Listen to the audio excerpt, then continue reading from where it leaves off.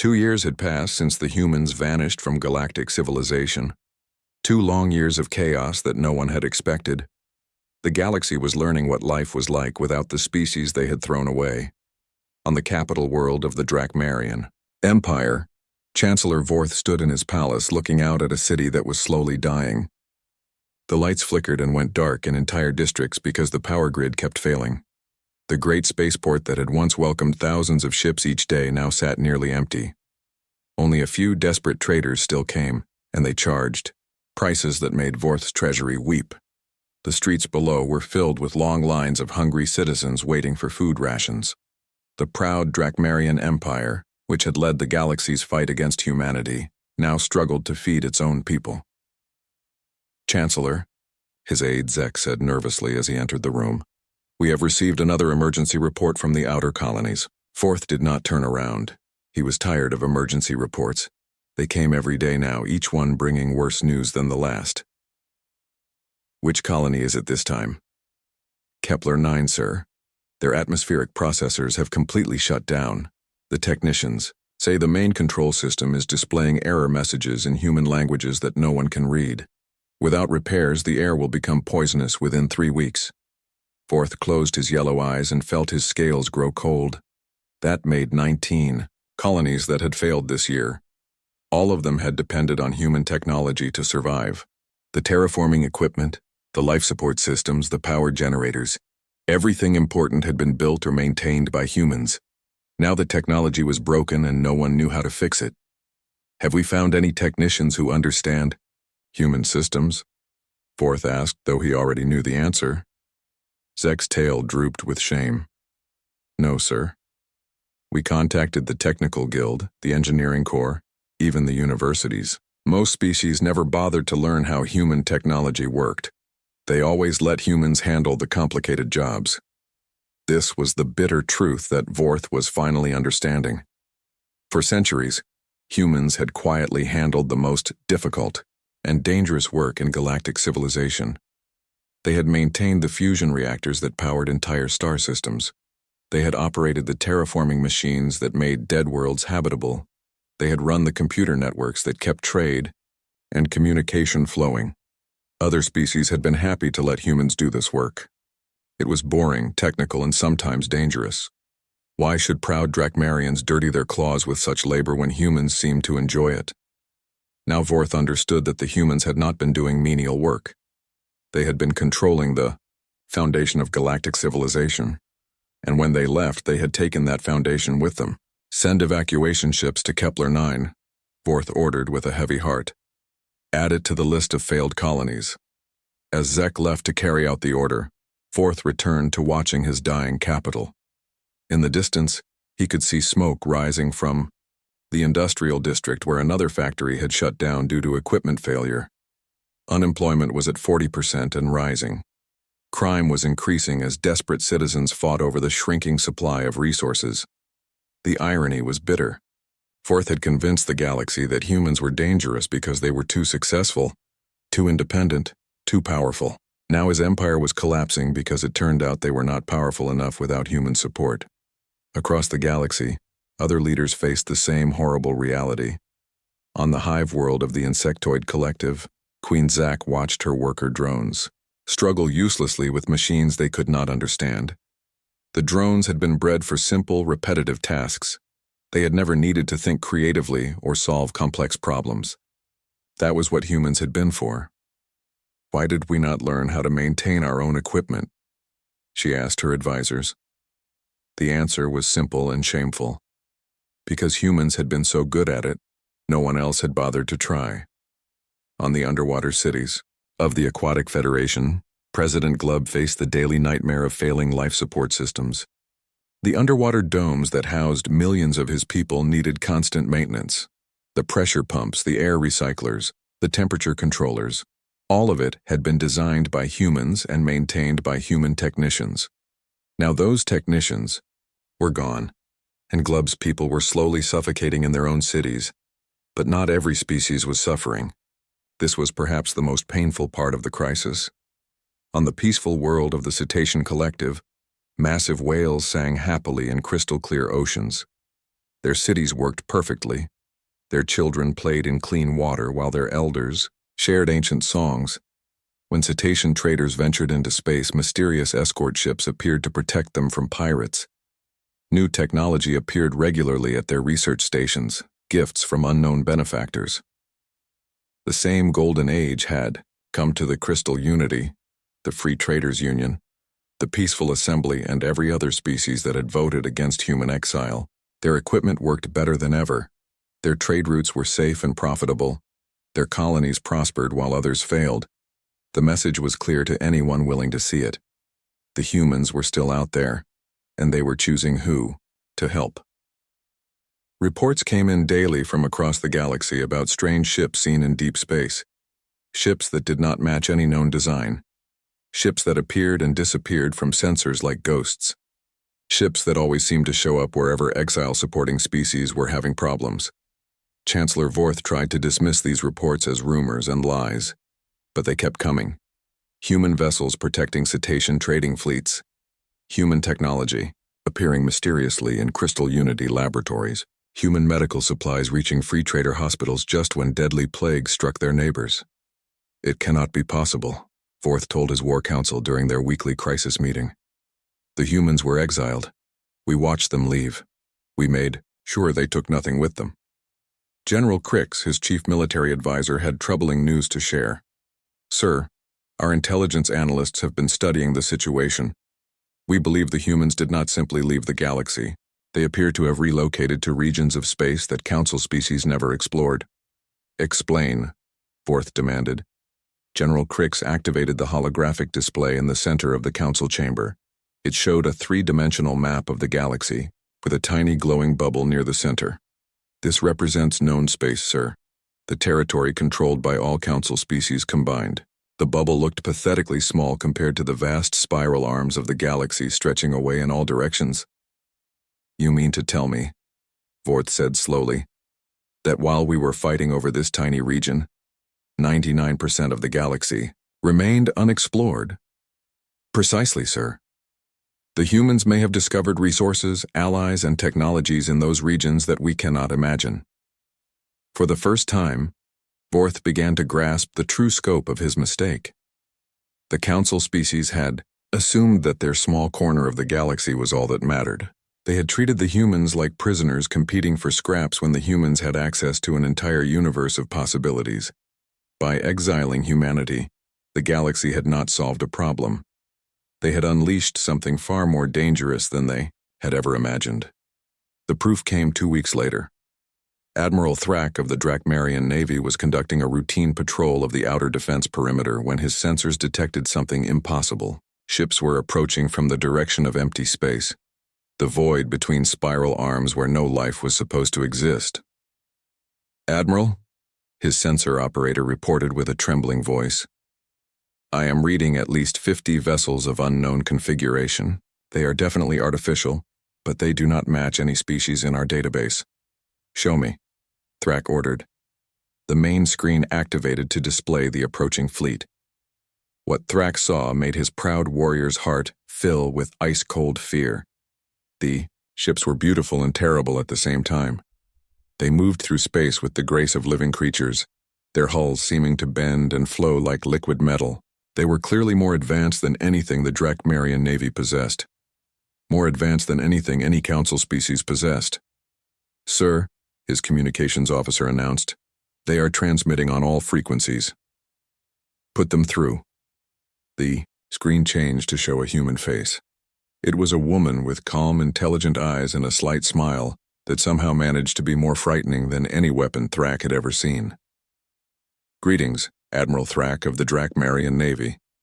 I am Admiral Xiwan Kang of the Human Colonial Authority. Thrak drew himself up to his full impressive height and tried to project the authority of his rank, but his voice shook despite his efforts. Human vessel, you are in violation of galactic law. Your species was legally exiled from this region of space. Admiral Jiwan's smile widened and her laugh was like music that promised terrible things.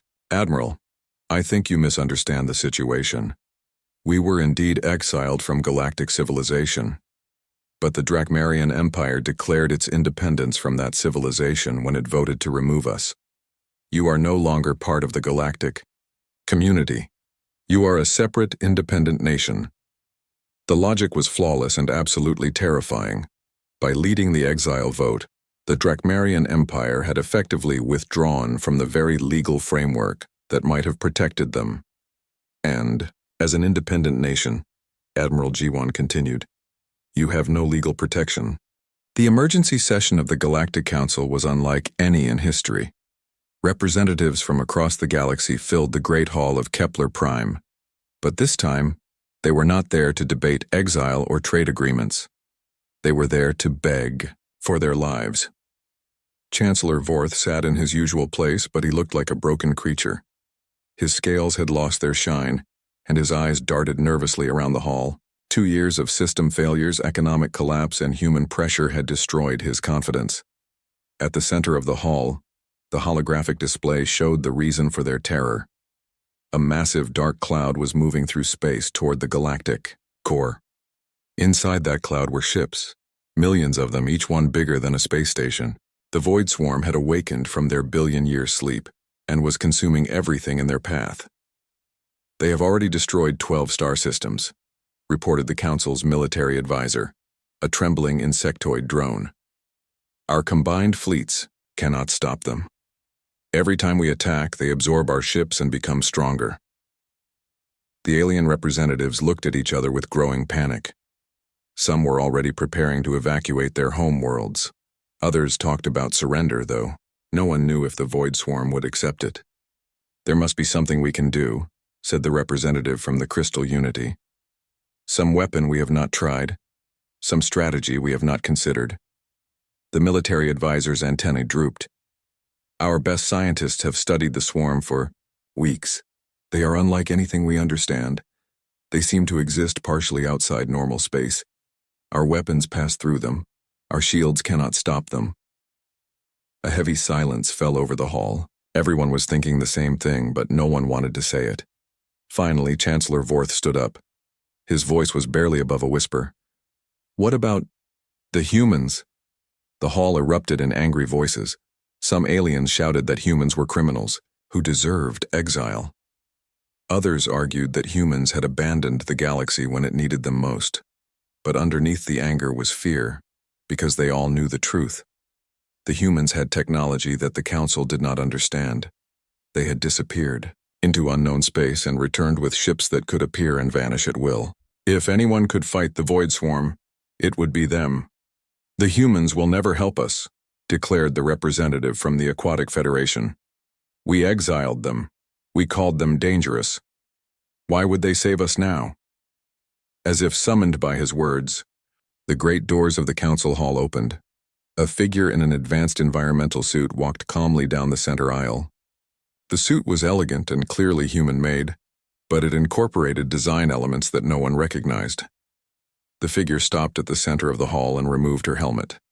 She was a young human woman with confident eyes and her father's calm demeanor. I am Fleet Admiral Yunji Park of the Human Colonial Authority, she announced. I believe you have a problem that requires our attention. Chancellor Vorth found his voice. Admiral Park, that is, the Council would like to request.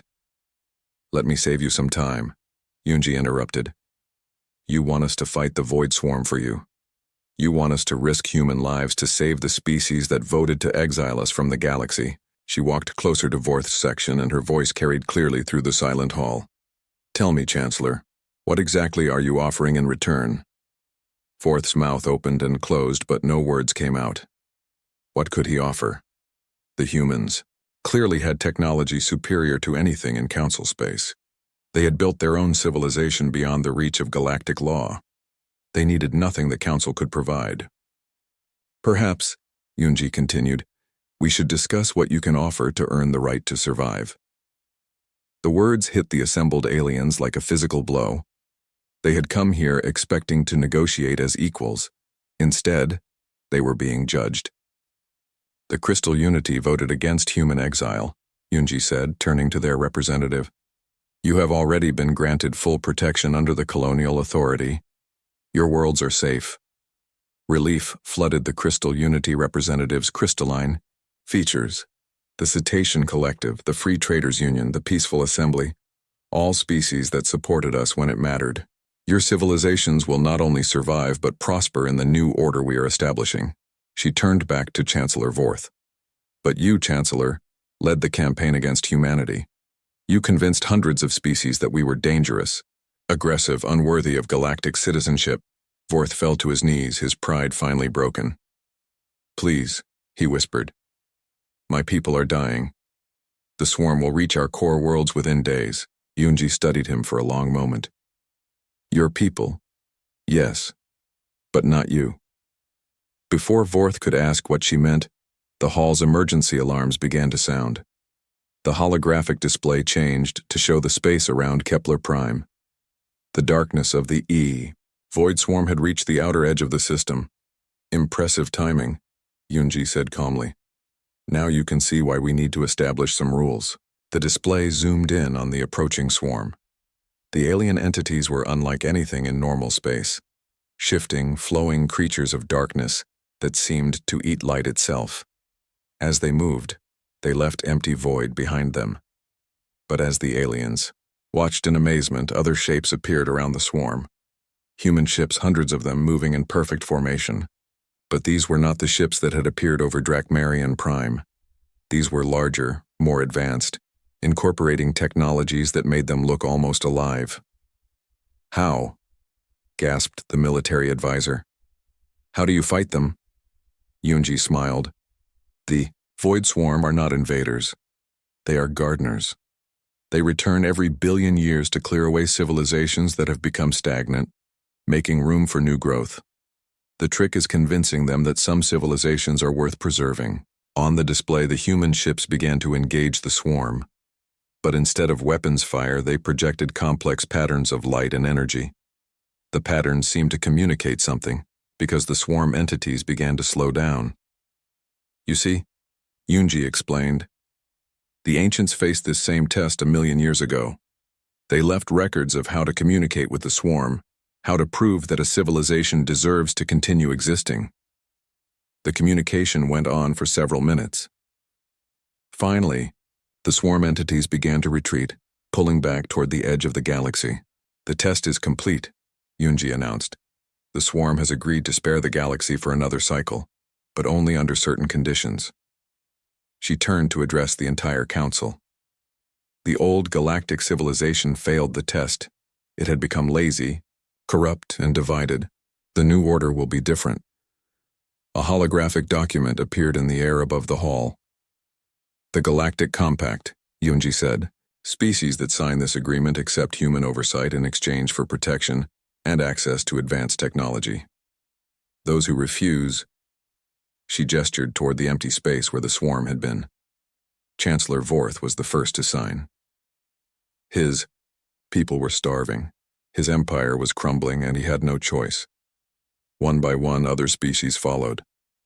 But some refused. The Drachmarian Military Council, species that had built their power on exploiting others, civilizations that valued conquest over cooperation. They declared that they would never bow to human authority. Yunji simply nodded. That is your choice, she said. The galaxy is large enough for multiple experiments in civilization. As the months passed, the results became clear. Species that joined the compact found their worlds protected, their people prosperous, their technology advancing at incredible rates. Species that refused found themselves isolated, struggling with the same system failures that had plagued them for years. Dr. Sohee Han, now Director of Human Colonial Affairs, established offices on thousands of worlds. Her job was to help alien species adapt to the new reality where cooperation was rewarded and aggression was contained. The galaxy was no longer divided between hundreds of competing species. It was divided between those who had learned to work with humanity and those who still clung to the old ways. On Earth, in a simple office overlooking the Pacific Ocean, elderly Ambassador Jinho Park read the final reports. His daughter had done well. The galaxy was safer, more prosperous, and more just than it had ever been. He thought about the day, years ago, when the Council had voted to exile humanity. They had feared human potential and tried to limit it. Instead, they had freed humanity to exceed it. The new galactic order would last for 1,000,000 years. And when the Void Swarm returned again, they would find a civilization worthy of the test. Deep in the asteroid belt between Mars and Jupiter, where no alien had ever thought to look, Intelligence Director Yuna Shin sat in a command center that did not officially exist. The base was built inside a hollow asteroid, hidden from sensors, and protected by layers of rock and metal. Around her, dozens of screens showed what was happening across the galaxy. Trade routes failing, colonies in crisis, alien governments sending angry messages to each other, blaming everyone except themselves for the problems. Status report, Yuna said calmly. Her assistant, Commander Ji-hoon, read from his datapad. Phase 2 is 97% complete. All human personnel have withdrawn from critical positions. All essential technology has been removed or disabled. Economic disruption is ahead of schedule. Yuna nodded. Everything was going exactly as planned. The plan that had been in development for 40 years, ever since humans first realized that the galaxy might not want them around forever. What about our sleeper networks? She asked. Still active and undetected, Ji-hoon replied. The aliens think all humans have left, but we still have agents in place on 700 worlds. These agents looked like aliens on the outside, but they were human volunteers who had undergone genetic modification and surgical changes. They had been living undercover for years, working normal jobs, making friends, gathering information. The galaxy thought all humans were gone, but human eyes and ears were still everywhere. Yuna turned to another screen that showed a star map. Red dots marked the locations of human colonies that had officially been evacuated. Green dots showed where those colonies had really gone. Captain O, status of the fleet? A new voice came through the speakers. Captain Shungmin O was somewhere, in deep space, commanding ships that the aliens had never seen. All vessels report ready, Director, he said. We are maintaining position in the dark sector. No alien activity detected. The dark sector was a region of space that most aliens avoided. It was full of radiation storms, gravity anomalies, and other dangers. The perfect place to hide a fleet. How many ships do we have operational? Yuna asked. 237. Combat vessels plus support ships, Shungmin replied. All equipped with the new technology. Yuna smiled. The new technology was not really new. It was very, very old. On the exploration ship Far Horizon, archaeologist Taehyun Lim studied the holographic display in front of him. It showed a star system that had been dead for millions of years. Dead, but not empty. Run the scan again, he told his team. The ship's sensors swept across the ancient ruins floating in space, massive structures that dwarfed any modern space station, ships that were kilometers long, weapons that could crack planets. Professor, said his student, Yoon Seo, these ruins are incredible. Who could have built them? Taehyun had been asking the same question for 20 years. We call them the Ancients, he said. They ruled this galaxy long before any of our current species evolved. Then something happened to them. They disappeared, leaving only ruins and technology behind. And the Council species never found these sites. Taehyun shook his head. They stopped exploring after they formed their council. They became comfortable, lazy. They thought they knew everything about the galaxy. Humans kept looking. The truth was even more remarkable. Humans had found hundreds of ancient sites across the galaxy. Sites full of technology that made current galactic civilization look primitive. Most importantly, they had found databases. Records left by the ancients that contained star maps showing the true size of the galaxy. The known galaxy, the part controlled by the Council species, was tiny. Less than 1% of the real galaxy. The rest was unexplored space full of wonders and dangers that the Council could not imagine. Load another data core, Taehyun ordered. Let us see what else the ancients left for us. Back on the hidden asteroid base, Yuna received a priority message from deep space. She read it twice, then smiled for the first time in months. Ji-hoon, she called. Contact Captain O, tell him to begin Phase 3. What should I tell him the target is? Everything. Captain Seungmin Oh received the message while his ship, the Silent Thunder, hung motionless in the void. To any alien, sensors, it looked like a simple cargo hauler. Old, slow, harmless. In reality, it was the most advanced warship ever built by human hands. Its hull was made from ancient materials that could absorb energy weapon fire. Its engines used ancient technology that could move the ship faster than anything in the galaxy. Its weapons were a combination of human engineering and ancient science that could destroy fleets. "Sir," said his navigation officer, "we have orders from command." Seungmin read the message and nodded. It was time to stop hiding. "Signal the fleet," he said. "Begin the reveal." Across the galaxy, things that had been working perfectly for years suddenly started to fail. But these were not random failures. They were precise, calculated sabotage that had been built into human technology from the beginning. On the industrial world of Nexus 7, a Drakmarian supervisor watched in horror as his fusion reactor began to shut down. The reactor had been running smoothly for 10 years. Now warning lights flashed across the control panels. "What is happening?" he demanded. His alien technicians could only stare at the displays. The words were in human languages, and the error codes meant nothing to them. The humans always handled the technical problems, one of them said helplessly. The supervisor tried to contact other Drakmarian facilities. The same thing was happening everywhere. Reactors shutting down, computer systems displaying error messages, manufacturing plants grinding to a halt.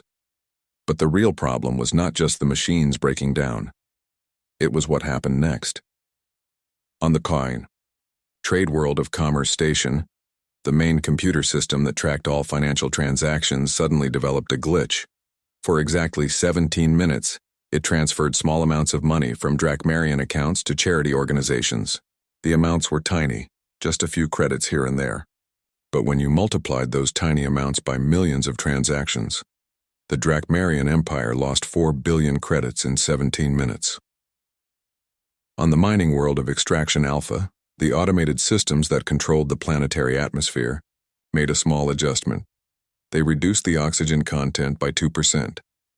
Not enough to hurt anyone right away, but enough to make the alien workers tired and slow. Production dropped by 15% in a single day.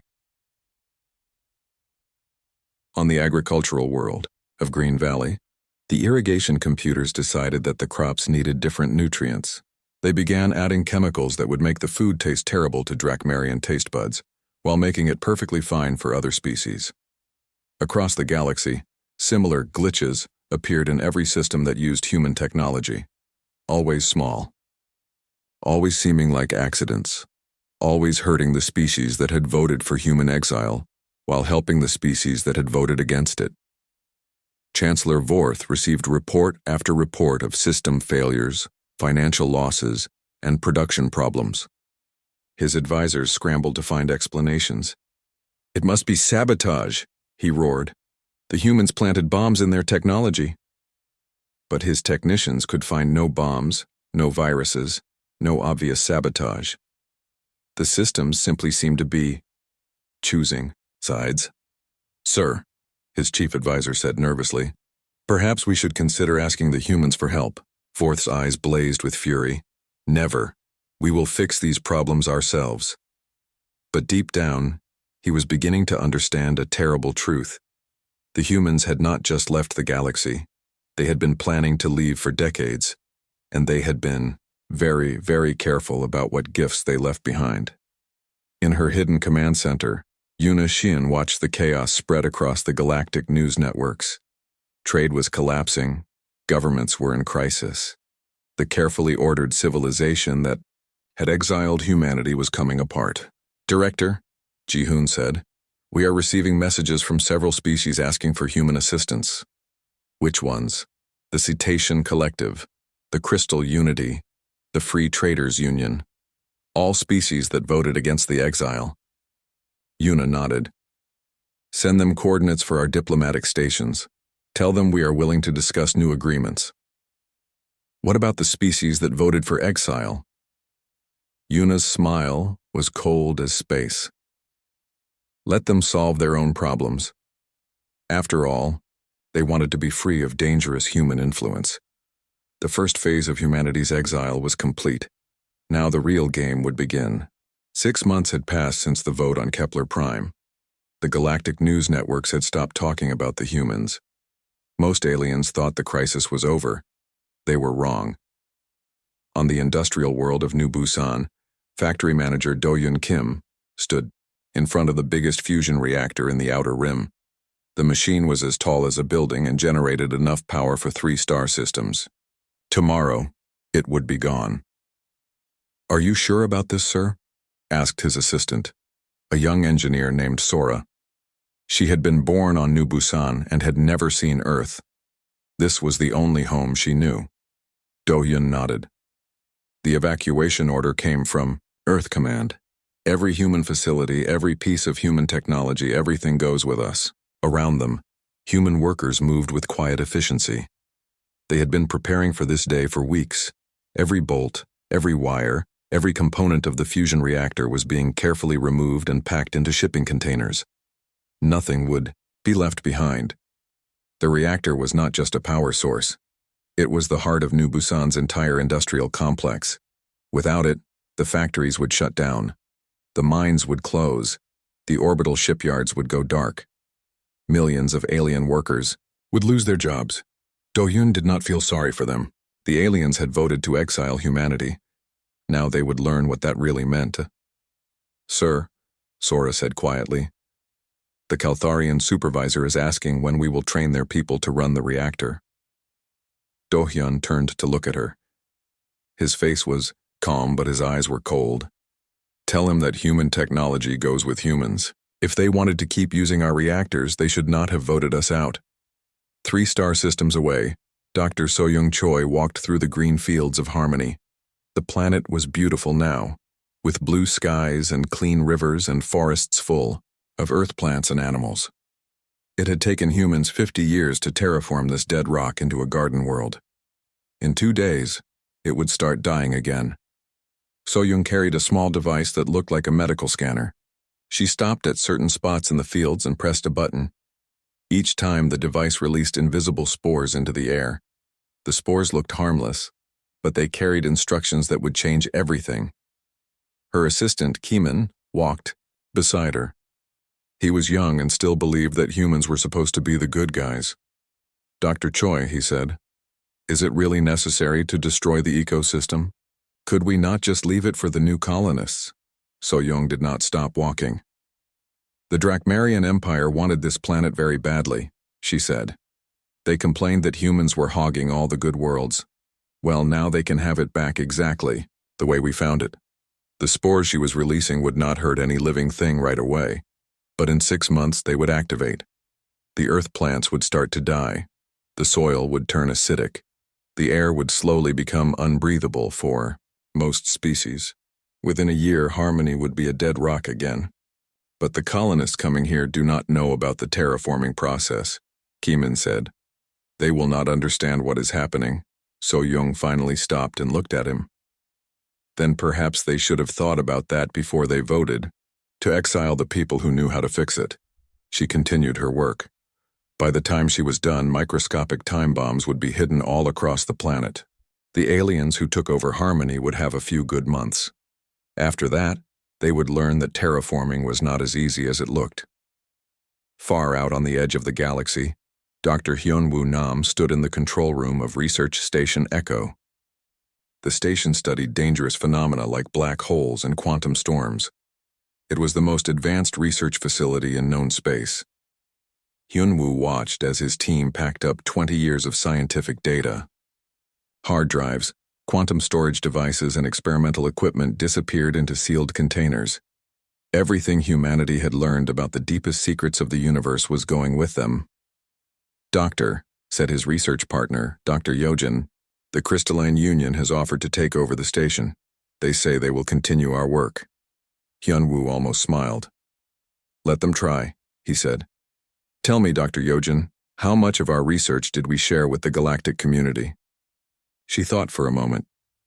"About 15%, sir. We kept the really important discoveries classified." And how much of our equipment can other species operate without human technicians? Perhaps 20%, sir. Most of our systems use human-specific interfaces and human thinking patterns. Hyunwoo nodded. Then the crystalline union is welcome to a very expensive pile of useless junk. He walked to a special computer terminal and entered a long code. The screen displayed a single word. Protocol 0 activated. Across the station, thousands of research files began to change. The computers were not deleting the files. Instead, they were scrambling them with quantum encryption that would take alien computers millions of years to break. Any species that tried to steal human research would find only meaningless noise. But Protocol 0 did more than protect human secrets. It also sent a signal to every piece of human technology in the galaxy. Fusion reactors, terraforming equipment, medical devices, computer systems, even simple tools. Everything made by humans carried hidden programming that could be activated by the right signal. The signal told them all the same thing. Time to go home. On the trade world of Nexus Hub, Drakmarian merchants noticed something strange. The cargo handlers who loaded their ships were all humans.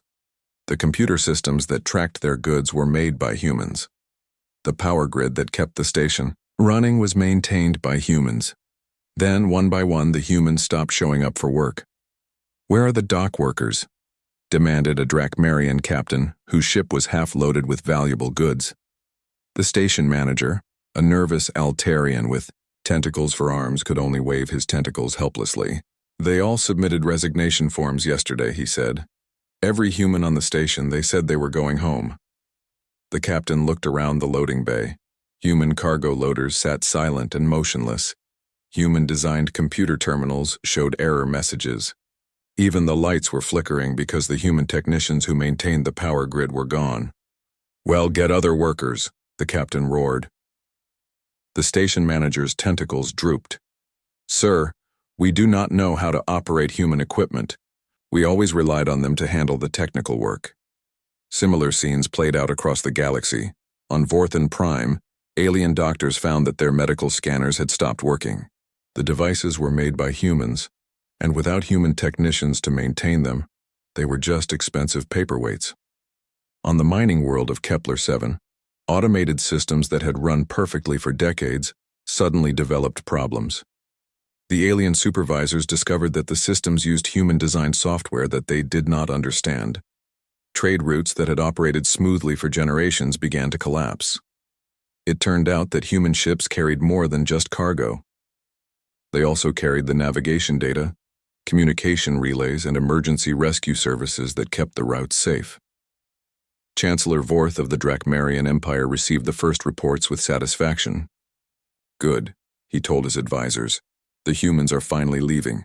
Soon the galaxy will be peaceful again." But as the days passed, the reports changed. Trade was down by 40%. Industrial production was falling. Several colonies were sending distress calls because their life support systems were failing. "How is this possible?" Vorth demanded. "They are just one species." His chief advisor, a smaller Drakmarian named Zek, nervously consulted his datapad. "Sir, it appears that humans were more integrated into galactic infrastructure than we realized. They handled many technical jobs that other species found difficult or boring." Vorth's eyes blazed with anger. "Are you telling me that we depend on these primitive creatures?" "Not depend, sir," Zek said quickly, "but their sudden departure has caused some disruptions." Vorth was quiet for a long moment. Outside his window, he could see the lights of his capital city. Some of them were flickering because the human-maintained power grid was having problems. "How long to train our own people to do their jobs, Nound?" he asked. Zek hesitated.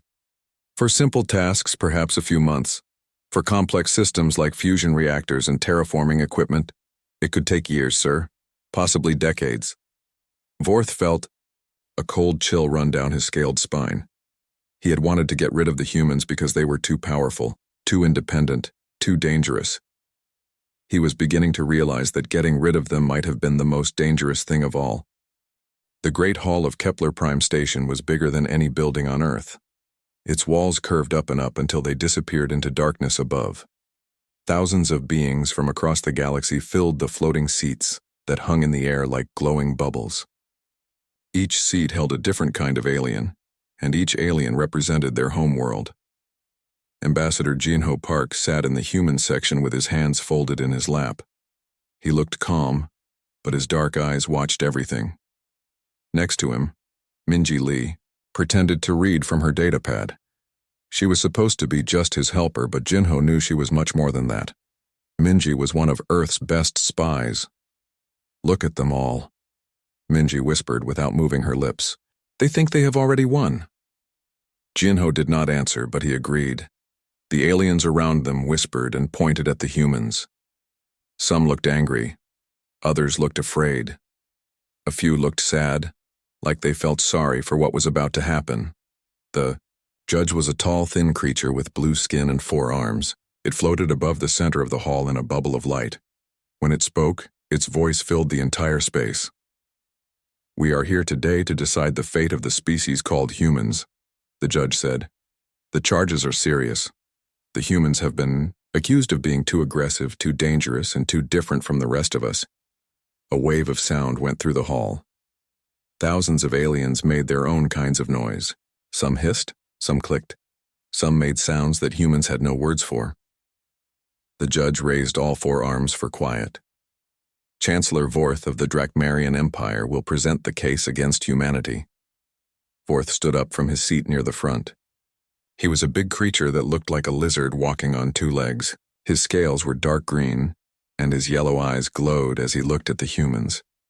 When he spoke, his voice was deep and full of hate. "Fellow beings of the galaxy," Vorth began, "we face a threat unlike any we have seen before. The humans call themselves peaceful, but look at what they have done in just 200 years. Pictures appeared in the air above the hall. They showed human ships, human colonies, human cities on dozens of worlds. They spread across the galaxy like a disease," Vorth said.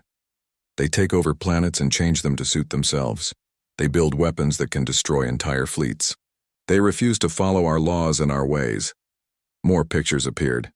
These showed human soldiers, human factories, human terraforming machines that could change the air and water of whole planets.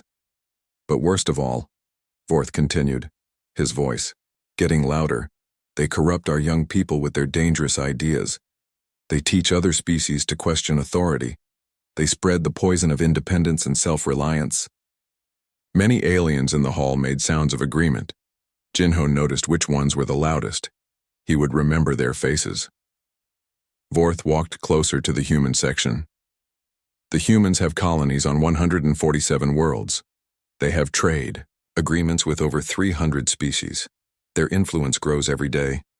If we do not stop them now, they will take over everything." The Drakmarian pointed one clawed finger at Jinho. "They pretend to be our friends, but they are predators. They wait and watch and plan. One day they will try to rule us all." Vorth returned to his seat, and the judge called for other aliens to speak. One by one they came forward to tell their stories about humans. A jellyfish-like creature complained that human traders were too good at making deals. "They always get the better price," it said in a bubbling voice. "It is not fair."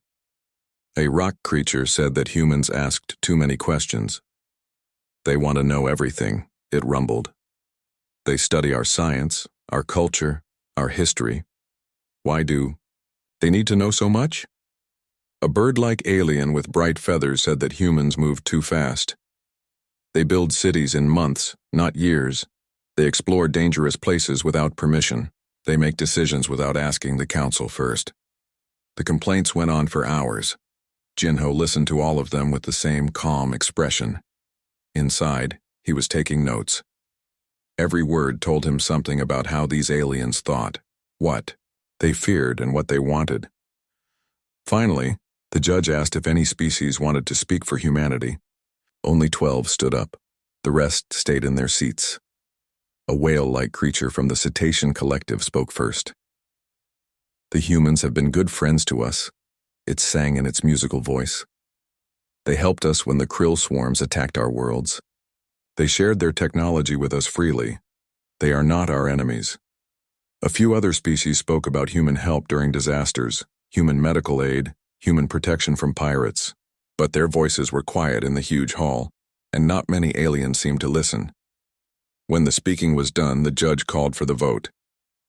All those in favor of exiling humanity from galactic civilization. Lights began to appear across the hall. Each light meant one species voting yes. The lights came faster and faster until the whole hall glowed like a starfield. 847 lights in total. Those who abstain, 23 new lights appeared, much dimmer than the others. Those opposed, only 12 lights came on. They looked very small and lonely in the vast space. The judge's voice echoed through the sudden silence. By a vote of 847 to 12, with 23 abstentions, this council declares that the human species is hereby exiled from galactic civilization. All human colonies, ships, and citizens must withdraw from council space within 1 standard year. The hall erupted in noise. Some aliens cheered, others argued with their neighbors. A few looked shocked, as if they had not expected the vote to be so one-sided. Through it all, Jinho sat perfectly still. He did not look surprised or angry or afraid. When the noise died down a little, he stood up slowly. The hall became quiet. Everyone wanted to hear what the human would say. Would he beg for mercy? Would he promise that humans would change? Would he threaten them? Jinho's voice was clear and calm as he spoke. "We thank the council for their clarity," he said. "For too long we have wondered where we stood with our galactic neighbors. Now we know." He looked around the hall, meeting the eyes of as many aliens as he could. "Earth hereby withdraws from galactic civilization, effective immediately. We will not wait for your deadline." Murmurs of confusion rippled through the crowd. This was not what they had expected. "We wish you all the best with your future endeavors," Jinho continued. "You will not see us again unless you ask for our help." With that, he turned and walked toward the exit. Minji followed him along with the rest of the small human delegation. They did not look back. Behind them, the hall erupted in chaos. Some aliens seemed angry that the humans had not begged. Others looked worried, as if they suddenly realized they might have made a mistake. Chancellor Vorth watched the humans leave with satisfaction. He had won. The dangerous humans were gone. The galaxy would be safe and peaceful again. He had no idea how wrong he was. As they walked through the station's corridors toward their ship, Minji finally spoke. "Phase 1 complete," she said quietly. Jinho nodded. "Signal the fleet," he said. "It's time for Phase 2. The great game had begun, and the aliens had no idea they were already 3 moves behind.